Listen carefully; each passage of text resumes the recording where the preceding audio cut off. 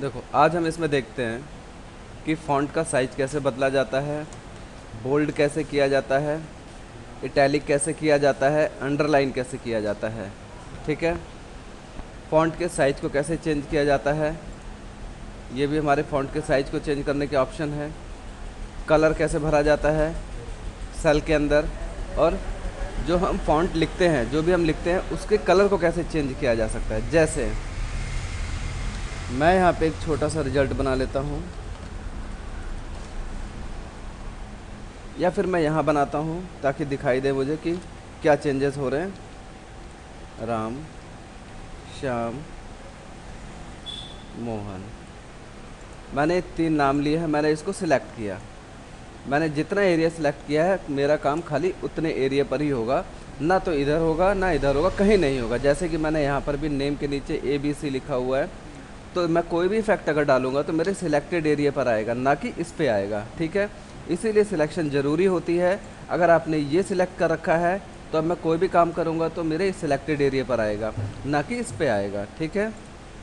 या मैंने पर्टिकुलर एक सेल के ऊपर रखा हुआ है तो इस सेल पे इफेक्ट आएगा। जैसे मैंने ये सिलेक्ट कर लिया। ठीक है।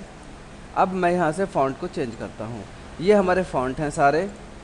फ़ॉन्ट का मतलब है कि आपका मैटर जो आपने लिखा है वही रहेगा, पर उसको लिखने का स्टाइल चेंज होता रहता है। जैसे कैम्ब्रिया, कैलिबरी फ़ॉन्ट, ये एजेंसी। ठीक है। इस तरह से देखो मैं यहाँ पे जैसे जैसे माउस को अगले फ़ॉन्ट पे या पिछले फ़ॉन्ट पे ले जा रहा हूँ तो फ़ॉन्ट का स्टाइल यहाँ चेंज हो रहा है। और मैंने जैसे अभी आपसे बताया था कि जो मैंने एरिया सेलेक्ट किया खाली उतने का ही चेंज होगा, ना कि ये और कहीं भी नहीं। ठीक है। इसी तरह से मैं नीचे आता हूँ तो बहुत सारे हमारे फ़ॉन्ट हैं। हम एरो से भी नीचे आ सकते हैं। देखो अब मैं एरो से, कीबोर्ड की एरो से नीचे आ रहा हूँ। मेरे यहाँ पे फ़ॉन्ट चेंज हो रहे हैं और हर तरह के स्टाइल के फ़ॉन्ट आ रहे हैं। तो हमें जो हमारे सूटेबल फ़ॉन्ट होते हैं हम वो ले सकते हैं। अब जैसे कि एक फ़ॉन्ट ये आपका, जैसे कि हैंड राइटिंग, हाथ से लिखा हुआ है। ठीक है। इसी तरह इसमें हर तरह के आपको फ़ॉन्ट मिलेंगे। हमारा जो ज़्यादातर चलने वाला फ़ॉन्ट होता है वो कैलिबरी फ़ॉन्ट होता है, बाय डिफ़ॉल्ट यहाँ पे लिखा भी हुआ है। ठीक है। अब हम आते हैं साइज के ऊपर। अभी जो इसके अंदर आप साइज़ देख रहे हैं इसका साइज़ है 11। अगर मैं इस साइज़ को बदलता हूँ यहाँ से, देखिए आप, 12, 14, 16, 18, 20, 22, 24, 26, 28, 36, 48 और 72। ठीक है। हम फ़ॉन्ट के साइज़ को छोटा या बड़ा कर सकते हैं। ठीक है। इसी तरह से हम यहाँ पे अगर मैनुअली लिखना चाहें, मैं लिखता हूँ यहाँ पे 1 और एंटर दबाया मैंने, मेरे फ़ॉन्ट का साइज़ हो गया 1। देखो आप अगर ध्यान से देखो तो यहाँ लिखा हुआ है लेकिन बहुत छोटा हो गया क्योंकि फ़ॉन्ट का साइज़ 1 है। ठीक है। अगर आप इसको बड़ा करके देखना चाहते हैं कि क्या लिखा हुआ है तो हमें स्क्रीन को और जूम करना पड़ेगा। व्यू में जाइए आप, जूम में जाइए आप, इसको हम यहाँ से कस्टम में जा कर के हम 500 कर देते हैं, यानी 5 गुना बड़ा हो जाए screen. Normally the number must be between 10 to 400। हम 400 से ज़्यादा नंबर नहीं दे सकते। मैंने 400 किया। अब आप देखो ध्यान से, 400 करने के बाद भी ये पूरा दिखाई नहीं दे रहा है क्योंकि फ़ॉन्ट काफ़ी छोटा हो चुका है।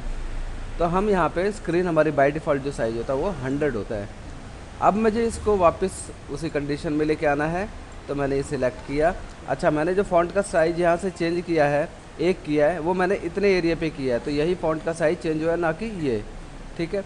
मैं यहाँ पे गया और फ़ॉन्ट का साइज़ जो मेरा बाय डिफ़ॉल्ट 10 या 11 आप कुछ भी रख सकते हो, रखा तो आपने, ये पहले की तरह हो गया। ठीक है। यही काम मैं यहाँ से भी कर सकता हूँ, इंक्रीज़ फ़ॉन्ट साइज़ जिसे कहते हैं। ओके। और ये अगला बटन है डिक्रीज़ फ़ॉन्ट साइज़। ओके। अब हम थोड़ा सा नीचे आते हैं, कंट्रोल B, जिसको हम बोल्ड करना कहते हैं। अब देखो आप, अगर मैं यहाँ पे क्लिक कर रहा हूँ तो ये बोल्ड हो रहा है, क्लियर। अगर मैं यहाँ क्लिक कर रहा हूँ तो ये देखो इटैलिक हो रहा है, क्लियर। अगर मैं यहाँ क्लिक कर रहा हूँ तो देखो ये अंडरलाइन भी हो रहा है, क्लियर। मैं यहाँ से बोल्ड हटा देता हूँ, इटैलिक हटा देता हूँ, अब खाली ये अंडरलाइन बचा है। ओके। अब अंडरलाइन के अंदर भी हमारे कई 2 स्टाइल आ रहे हैं, एक सिंगल अंडरलाइन है और एक डबल अंडरलाइन है। अभी आपकी अंडरलाइन डबल हो रही है, मैं यहाँ पे सिंगल अंडरलाइन ले सकता हूँ या इस पर क्लिक हटा सकता हूँ और अंडरलाइन नहीं आएगी। ये हमारे बॉर्डर के ऑप्शन होते हैं। जैसे कि आपने यहाँ से आउटसाइड बॉर्डर ले लिया तो देखो ये चारों तरफ बॉर्डर लग गया इस तरह से। ओके। अगर आप ये बॉर्डर हटाना चाहते हो तो आप दोबारा यहीं क्लिक करोगे और नो बॉर्डर पे जा कर के इसको वापस हटा सकते हो। अब ये बॉर्डर नहीं है। ठीक इसी तरह से अगर आपने सिलेक्ट किया और आपने लेफ़्ट बॉर्डर ले लिया है तो अब हम देखेंगे लेफ़्ट में एक लाइन आ गई है, लेफ़्ट का बॉर्डर आ गया। ओके, अगर ये बॉर्डर आपने हटाना है तो आपको नो बॉर्डर पे क्लिक करना पड़ेगा। ओके, अगर आपने कुछ इतना एरिया सिलेक्ट कर रखा है तब आप अगर बॉर्डर लेना चाहते हैं आउटसाइड लेंगे तो ये बाहर बाहर बॉर्डर आएगा। ओके, और अगर आप दूसरा वाला बॉर्डर लेते हैं जो कि हमारा ऑल बॉर्डर है, इस पे हम जितनी भी ये लाइनें आ रही हैं सब पे बॉर्डर बन जाएगा। ओके, इसी तरह हमारे सारे बॉर्डर के ऑप्शन नो बॉर्डर पे जाके इसे हटा सकते हैं। अब हम अपने सेल को अगर कलर करना चाहते हैं, जैसे कि मैंने ये सिलेक्ट किया, मैं इसे कलर करना चाहता हूँ, यहाँ से मैं कोई सा भी कलर ले सकता हूँ। मैं जिस कलर के ऊपर माउस को ले जा रहा हूँ वही कलर इसके अंदर आ रहा है। जैसे मैं अगर इसमें पीला रंग लेना चाहता हूँ तो मैंने ये पीला कलर इसमें भर लिया। ठीक है, इसी तरह ये तो हो गया आपके सेल के अंदर का कलर। लेकिन हमारा फॉन्ट का जो कलर है, जो मैंने नेम ए बी और सी लिखा है, ये ब्लैक में ही है। मैं इसको भी चेंज कर सकता हूँ। यहाँ से मैंने ये ले लिया रेड। अब मेरा बॉक्स में जो कलर था वो पीला है और जो मेरा फॉन्ट का कलर है वो रेड में हो गया। अब मैं ये सेम चीज़ यहाँ भी अप्लाई कर सकता हूँ। अगर मुझे मान लो यही पीला कलर यहाँ पे रखना है और यही रेड कलर इसको करना है तो मैं क्या करूँगा, दो तरीके हैं।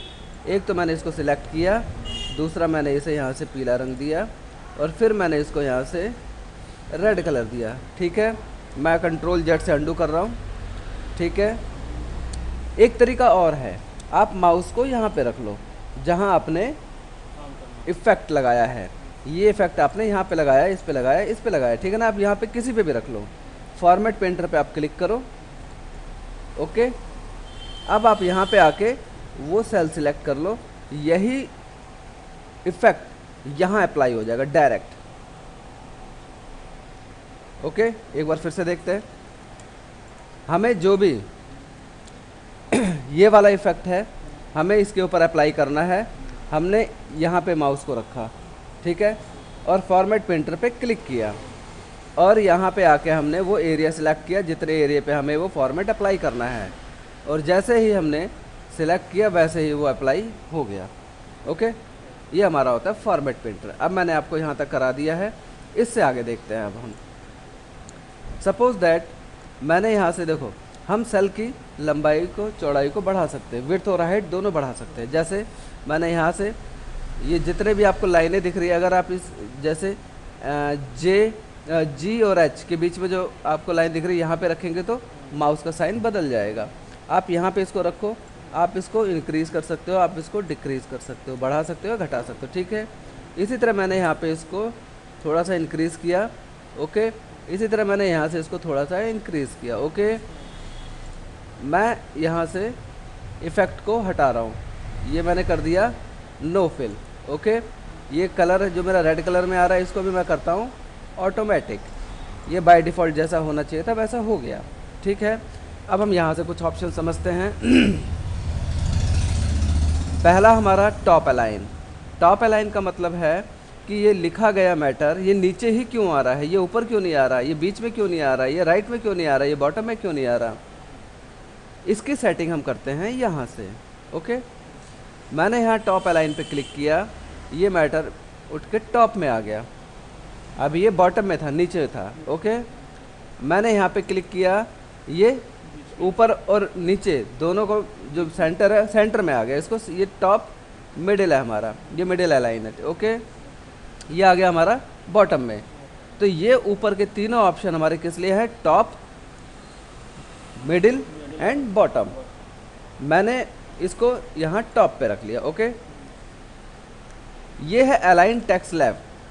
अब ये लेफ्ट में तो आ ही रहा है, मैं इसको अगर यहाँ से सेंटर में करूँ तो ये एक बार ये सेंटर में आ चुका है। ओके, इसी तरह ये राइट में आ जाएगा। ठीक है, मैं यहाँ से सेंटर में कर देता हूँ और यहाँ से सेंटर में कर देता हूँ तो हमारा बीचों बीच आ जाएगा। ओके, यहाँ पे ये समझने वाली बात है, ये तीन अलग काम करते हैं, ये तीन अलग काम करते हैं। ओके, ये तीन जो काम करते हैं हमारे, ये तीन जो करेंगे काम, ये चलेंगे ऊपर से नीचे। ओके, और ये चलेंगे लेफ़्ट से राइट या राइट से लेफ़्ट। ठीक है, यानी कि एक बार हॉरिजॉन्टल से चलते हैं और एक बार वर्टिकल से चलते हैं। क्लियर। इसी तरह से सपोज दैट मुझे ये यहाँ से थोड़ा सा आगे करना है, ना तो मुझे लेफ़्ट में रखना है, ना मुझे राइट में रखना है, ना सेंटर में रखना है, मुझे बस थोड़ा सा इसको आगे खिसकाना है अपनी पोजीशन पे। अब हाँ, जहाँ मैं रखना चाहता हूँ वहाँ पे आ जाए। यहाँ से तो ये संभव नहीं है क्योंकि ये तो फिक्स पोजीशन है, या तो आप सेंटर में रखेंगे या लेफ़्ट में रखेंगे या राइट में रखेंगे, इसके अलावा कहीं नहीं आ सकता ये। लेकिन ये हमारे पास ऑप्शन होता है इंक्रीज़ इंडेंट, इसे कहते हैं। ये देखिए आप इसे स्टेप बाय स्टेप आगे बढ़ा सकते हैं और इसी तरह आप इसे स्टेप बाय स्टेप पीछे ले जा सकते हैं। ओके, हम इसे इतना भी आगे ले जा सकते हैं कि इस सेल से ही बाहर निकल जाएगा। ये देखो आप, ये सेल से बाहर जा चुका है, ये बेशक इस सेल से बाहर जा चुका है पर ये अब भी काउंट होगा तो K1 के अंदर ही काउंट होगा। आप यहाँ देख सकते हैं K1 लिखा आ रहा है और इसके अंदर नेम लिखा आ रहा है। बेशक नेम यहाँ पे O के अंदर जा चुका है लेकिन फिर भी ये K1 में ही काउंट होगा। मैं इसको वापस यहाँ से ला सकता हूँ ऐसे, ठीक है, या मैंने यहाँ पे क्लिक कर दिया, यहाँ पे क्लिक कर दिया, सेंटर में आ गया। ये आपका यहाँ तक ऑप्शन क्लियर, ये इंडेंट क्लियर हो गया आपका। अब हम यहाँ पे आते हैं एंगल काउंटर क्लॉकवाइज। हम इसे एंगल में घुमा सकते हैं, अपने लिखे गए कंटेंट को मैं एंगल में घुमा सकता हूँ।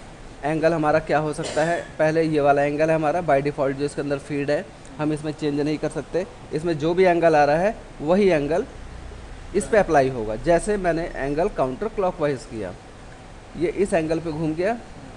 क्लॉकवाइज मतलब जैसे घड़ी चलती है उस राउंड में घूमा है ये। इसी तरह से मैंने, ये काउंटर क्लॉकवाइज है, काउंटर क्लॉकवाइज मतलब घड़ी जो चलती है उसके अपोजिट, और क्लॉकवाइज मतलब जैसे घड़ी चलती है उस दिशा में घूमेगा। अब ये ऐसे घूमा है। Okay, vertical text, vertical text में NAME इसने ऐसे रख दिया इसको, NAME name. Okay, rotate text up में इसने नेम में N नीचे कर दिया है और ऐसे हुआ ये। ओके, टेक्स्ट रोटेट हो गए, यानी कि पहले हमारा N ऊपर आ रहा था, N जैसे कि अब आपको फिर से दिखाता हूँ।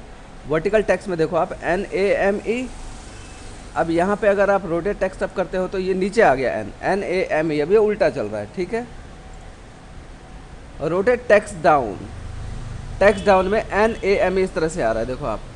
ठीक है,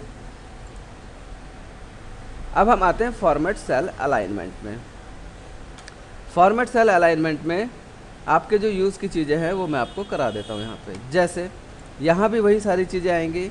जैसे मैं यहाँ पे एक अगर कुछ लिखता हूँ, नेम राम श्याम मोहन, मैंने ये एरिया सेलेक्ट किया।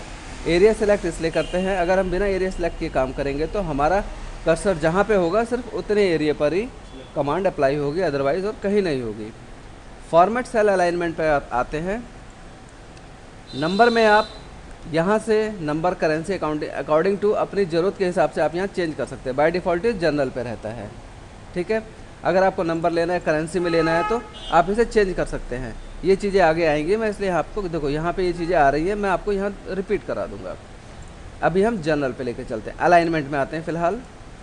अलाइनमेंट में यहाँ पे आप देखो, आप इस टेक्स्ट को अपने मर्जी के एंगल पे घुमा सकते हो, लेकिन ये एंगल आपका -90 डिग्री से +90 डिग्री तक ही हो सकता है। ओके, ये मैंने यहाँ से पकड़ा इसको और यहाँ पे मैंने ऐसे ये 45 डिग्री के एंगल पे मैंने इसे घुमा दिया। ओके किया तो मेरे टेक्स्ट ये 45 डिग्री के एंगल पे घूम गए। फॉर्मेट सेल अलाइनमेंट, मैं इसको वापस यहाँ पे क्लिक करता हूँ जो कि 0 डिग्री है। ओके करते ही ये टेक्स्ट मेरे सीधे हो गए। इसी तरह से wrap text, shrink to fit, merge cell क्या होता है मैं ये आपको क्लियर करता हूँ। मान लीजिए आपने यहाँ पे लिखा है रमेश वर्मा, ये रमेश वर्मा मेरे सेल से बाहर जा रहा है। जो मेरा सेल है, मेरे सेल का नाम है I11। I11 के अंदर मैंने रमेश वर्मा लिखा है जो कि J11 के अंदर भी जा चुका है। तो मैं इसको कैसे एडजस्ट करूँगा, यहाँ पे आप देखो फॉर्मेट सेल अलाइनमेंट में आते हैं, इसको कहते हैं हम रैप टेक्स्ट। मैं जैसे ही इसको ओके करता हूँ ये रमेश वर्मा को उसी सेल के अंदर एडजस्ट कर देगा जिस सेल में ये था। जैसे कि I11 में था तो I11 में ही इसको सेट कर देगा। ये सेट कैसे किया है इसने, यहाँ पे समझने वाली बात है। इसने इस सेल की चौड़ाई को बढ़ा दिया, ठीक है। हम इसको वापस कंट्रोल जेड करते हैं। इसके अलावा हमारे पास एक ऑप्शन है, हम चाहते हैं कि सेल की चौड़ाई ना बढ़े, हम यहाँ पे श्रिंक टू फिट कर देते हैं। श्रिंक टू फिट का मतलब होता है कि रमेश वर्मा को इतना श्रिंक कर देगा, सिकोड़ देगा कि ये उसी सेल में एडजस्ट हो जाएगा। जैसे कि मैं ओके करके दिखाता हूँ आपको। अब आप देख सकते हो रमेश वर्मा छोटा हो गया है और उसी सेल में एडजस्ट हो गया है। क्लियर। फॉर्मेट सेल अलाइनमेंट में आप आ जाओ। इससे अगला है मर्ज सेल। मर्ज सेल में क्या होता है, आपने ये सेल सिलेक्ट किए, ओके, ये हमारे कई सेल हैं, ठीक है ना। A1 से लेके A6 और D6 तक हमारे कई सेल हैं। इनको मैं मर्ज कर सकता हूँ। मर्ज का मतलब होता है मिलाना, मिक्स कर देना।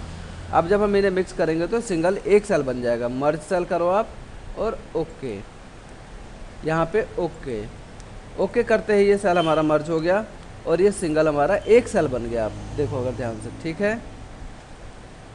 अगर आप फॉर्मेट सेल अलाइनमेंट में जाकर इसे मर्ज सेल को हटा देते हैं तो ये वापस पहले वाली कंडीशन में आ जाएगा। जैसे जैसे सेल थे वैसे वैसे ही सेल बन जाएंगे इसके, ठीक है। ये सेल वापस वैसे बन चुके हैं, ठीक है। एक बार फिर से देख लो। मर्ज सेल आप एक बड़ा एरिया सेलेक्ट कर लेते हैं, format cell alignment, merge cell और ओके। ये एक सिंगल सेल बन गया है। इसको आप वापस सही करना चाहते हैं, अनमर्ज करना चाहते हैं, यहाँ से आप मर्ज हटा दीजिए और ओके। क्लियर। अब हम देखते हैं इसमें फ़ॉन्ट। फ़ॉन्ट में जैसे मैंने अभी आपको थोड़ी देर पहले बताया था यहाँ पे कि ये हमारे फ़ॉन्ट के सारे स्टाइल हैं, जो कि मैंने आपको थोड़ी देर पहले ये बताया था। कैलिबरी फ़ॉन्ट हम यहाँ से चेंज करते हैं, तो वही सारे काम हम यहाँ से करते हैं। मैं एक बार यहाँ पे करके दिखा देता हूँ आपको, जिससे आपको ये क्लियर हो जाएगा। जैसे कि ये है हमारा, ओके। फॉर्मेट सेल अलाइनमेंट में आप आ जाते हैं, फ़ॉन्ट में आते हैं। ये नीचे स्टाइल देखिए आ रहा है जी। ये जो फ़ॉन्ट हमारा चेंज होगा, देखिए नीचे सैंपल आ रहा है कि अगर मैं इसको यहाँ पे रखता हूँ तो ये मेरा फ़ॉन्ट किस तरह से आएगा। सॉरी, यहाँ पे आ रहा है प्रीव्यू। ये देखिए आप, इस प्रीव्यू को देखो आप, ठीक है ना। ये देखो आप प्रीव्यू, हमारा प्रीव्यू ये है, ठीक है। आप देख रहे हैं कि ये स्टाइल चेंज हो रहा है, ओके। तो यही चीज़ मैंने अभी थोड़ी देर पहले आपको बताई थी। यहाँ पे इटैलिक करेंगे तो तिरछा हो जाएगा, बोल्ड करेंगे डार्क हो जाएगा, बोल्ड इटैलिक पे दोनों हो जाता है। हम नॉर्मली रेगुलर पे लेके चलते हैं। ये हमारे फ़ॉन्ट का साइज़ है। थोड़ी देर पहले मैंने आपको यहाँ पे साइज़ इंक्रीज़ और डिक्रीज़ करके दिखाया था। आप यहाँ भी कर सकते हैं। ये देखिए 20, 22, 24, जैसे ही आप ओके करेंगे वैसे ये अप्लाई हो जाएगा, ठीक है। यहाँ पे स्ट्राइक थ्रू बीच से काटती एक लाइन आएगी। देखिए जैसे मैं यहाँ पे क्लिक करता हूँ बीच से काटती एक लाइन आएगी। मैं करके दिखाता हूँ आपको। Format cell alignment, font, strike through, मैंने ओके किया। अब आप देख सकते हैं ये बीच से काटती एक लाइन आ रही है यहाँ पे। फॉर्मेट सेल अलाइनमेंट में आ जाइए आप, फॉन्ट में स्ट्राइक थ्रू आप हटा दीजिए यहाँ से, ओके। ये हट चुका है, ओके। इससे अगली चीज़ हमारे पास फॉर्मेट सेल अलाइनमेंट के अंदर सुपरस्क्रिप्ट और सबस्क्रिप्ट क्या होते हैं, मैं आपको ये समझा देता हूँ। मान लीजिए आपने यहाँ पे अगर लिखना है, जैसे केमिस्ट्री के अंदर हम लोग अक्सर यूज़ करते हैं CO2, मैंने यहाँ CO2 लिखा है, लेकिन ये अकॉर्डिंग टू केमिस्ट्री 2 हमारा नीचे आना चाहिए, जानते हैं ना। 2 हमारा ही नीचे आना चाहिए। तो मैं क्या करूँगा, यहाँ पे फार्मूला बार में आके इस 2 को मैंने सिलेक्ट किया। मैंने इस 2 को सिलेक्ट किया और अब मुझे वहीं जाना है। तो मैं यहाँ देख रहा हूँ ये सारे ऑप्शन मेरे बंद हो गए। तो अब मेरा ये ऑप्शन कहाँ से चलेगा, मेरा ये ऑप्शन यहाँ से चलेगा। फॉर्मेट सेल में आप जाएंगे तो आपको यहाँ पे फ़ॉन्ट का ऑप्शन मिल जाएगा, जो मैं आपको बताना जा रहा हूँ। सुपरस्क्रिप्ट, सॉरी ये सबस्क्रिप्ट है। आप इसको नीचे लाना चाहते हैं इसलिए आप सबस्क्रिप्ट यूज़ करेंगे। ओके करो आप एंड देन एंटर। आप ये देखोगे कि CO2 ये बन चुका है, ठीक है। इसी तरह से अगर आप स्क्वायर लगाना चाहते हैं, जैसे मुझे ये लगाना है, ये 10 की घात 2, तो ये मुझे 2 ऊपर ले जाना है। मैंने इस 2 को सिलेक्ट किया, मैं इस 2 को ही सिलेक्ट करूँगा। आप ध्यान से देखना, मैंने इस CO2 के अंदर भी खाली 2 को ही सिलेक्ट किया था इस तरह से। ये नहीं कि आप इसको सिलेक्ट ना करो और फिर आपको कमांड चलाओ, ऐसा नहीं होगा। आपको क्या चीज़ सुपरस्क्रिप्ट करनी है, सबस्क्रिप्ट करनी है, इसलिए आपको वो माउस से ऐसे सिलेक्ट करना पड़ेगा, जैसे मैंने ये किया, ठीक है। इसी तरह मैं यहाँ पे रख रहा हूँ और मैंने यहाँ माउस से इस 2 को सिलेक्ट किया, अब मैं यहाँ फॉर्मेट सेल में जा कर के फॉन्ट के अंदर मैं सुपरस्क्रिप्ट कर दूंगा, ओके, और ओके, देन एंटर। अब आप देखेंगे 10 की घात 2 जैसे कि हमारा नॉर्मली हम यूज़ करते हैं, ओके। फॉन्ट क्लियर हो चुका है आपका लगभग। बॉर्डर में अगर आ जाए तो बॉर्डर मैंने आपको थोड़ी देर पहले बताया था, लेकिन फिर यहाँ रिपीट कर देता हूँ। सपोज दैट आपने मैं इसको कॉपी और यहाँ पे पेस्ट कर रहा हूँ। मैं इसके ऊपर बॉर्डर लगाता हूँ। बॉर्डर मैं आपको थोड़ी देर पहले क्लियर कर चुका हूँ, लेकिन यहाँ पे फिर एक बार रिपीट कर देता हूँ। बॉर्डर, अभी यहाँ टेक्स्ट में कोई बॉर्डर नहीं दिख रहा है आपको, तो आप यहाँ से ये लाइन के स्टाइल हैं सारे, ये वाला स्टाइल ले सकते हैं आप, ये वाला स्टाइल ले सकते हैं। अगर मान लीजिए आपने ये वाला स्टाइल लिया, ठीक है, तो आपको यहाँ पे क्लिक करके ये स्टाइल लगाना पड़ेगा। आपने यहाँ पे ये स्टाइल लगा दिया और मैं जैसे ही ओके करूँगा ये स्टाइल देखो आप यहाँ पे अप्लाई हो गया। क्लियर। मैंने ये एरिया सिलेक्ट किया, दोबारा फॉर्मेट सेल अलाइनमेंट में गया, बॉर्डर में गया मैं। अब मान लीजिए मुझे वो ये वाला नहीं चाहिए, मुझे ये वाला चाहिए, और कलर मुझे यहाँ से रेड लेना है, ओके। अब मैं यहाँ पे आके अप्लाई करूँगा। ये आप देख सकते हैं, मैं यहाँ पे क्लिक कर रहा हूँ। अगर आपने अंदर क्लिक कर दिया तो इस तरह से भी ये आ सकता है, ठीक है, लेकिन मैं अंदर से क्लिक हटा सकता हूँ। क्लिक करके ये चीज़ें आ भी जाती हैं और क्लिक करने से ये चीज़ें हट भी जाती हैं, ठीक है। अब मैंने ये हटा दिया, खाली मेरा चारों तरफ से बॉर्डर रह गया। मैंने ये ओके किया। अब आप देखेंगे कि रेड कलर का बॉर्डर आ चुका है, ठीक है। अगर मुझे बॉर्डर हटाना है तो वहीं पे जाके फॉर्मेट सेल अलाइनमेंट के अंदर, बॉर्डर के अंदर आप इसको नन कर दो, कोई बॉर्डर नहीं है इस वक्त, और जैसे मैं ओके करूँगा ये बॉर्डर हट जाएगा। इस बॉर्डर को आप ऐसे भी ले सकते हैं, यहाँ ना क्लिक करके, मान लीजिए आप अंदर नहीं क्लिक करना चाहते तो ये साइड में आ रहे हैं ऑप्शन हमारे। जैसे आप यहाँ क्लिक करेंगे तो ऊपर का बॉर्डर आ जाएगा, हट जाएगा। यहाँ क्लिक करेंगे तो सेंटर का बॉर्डर आता है, यहाँ क्लिक करेंगे बॉटम का बॉर्डर आता है, यहाँ पे इस तरह से बॉर्डर आता है। देखिए आप, तिरछा बॉर्डर है, ये इस तरह से, ये इस तरह से, ये इस तरह से, ये इस तरह से, ठीक है। तो आप ऐसे भी कर सकते हैं इसमें। क्लियर। और नन पे क्लिक करते ही कोई बॉर्डर नहीं आएगा, और मैं ओके करता हूँ। अब आप देखेंगे तो कोई बॉर्डर नहीं है इसमें। मैंने फिर एरिया सेलेक्ट किया, फॉर्मेट सेल अलाइनमेंट में गया मैं। फिल का मतलब है सेल के अंदर अब हम कुछ फिल करना चाहते हैं। जैसे मैंने अगर येलो ले लिया और ओके किया तो आप देखेंगे कि इसमें येलो कलर आ चुका है, जो कि मैंने आपको यहाँ से भी बताया था, ठीक है। लेकिन यहाँ थोड़ा सा एडवांस ऑप्शन है, इसको हम देख लेते हैं। फॉर्मेट सेल अलाइनमेंट, फिल में आ जाते हैं। पैटर्न, हम स्टाइल भी ले सकते हैं यहाँ से। मान लीजिए आपने ये वाला स्टाइल ले लिया, ओके। अब इस तरह के स्टाइल में आएगा आपका। कलर आप मान लेते हैं, ये ले लेते हैं रेड। अब ये आपका पैटर्न जो स्टाइल है, जो लाइनें हैं, ये रेड कलर में आएंगी। ओके करते ही ये आप देखो रेड कलर की लाइनें आ रही हैं, ठीक है, और इसके अंदर येलो कलर का बैकग्राउंड आ रहा है। फॉर्मेट सेल अलाइनमेंट में जाने के बाद आप इसको यहाँ से बॉर्डर फिल में जाइए आप, और नो कलर कर दीजिए, ओके। क्लियर। ये मैंने आपको फिल तक क्लियर कर दिया है। इसके बाद हम देखते हैं आगे रैप टेक्स्ट। जैसे कि मैंने अभी थोड़ी देर पहले आपसे बताया था कि मैं अगर यहाँ पे लिखता हूँ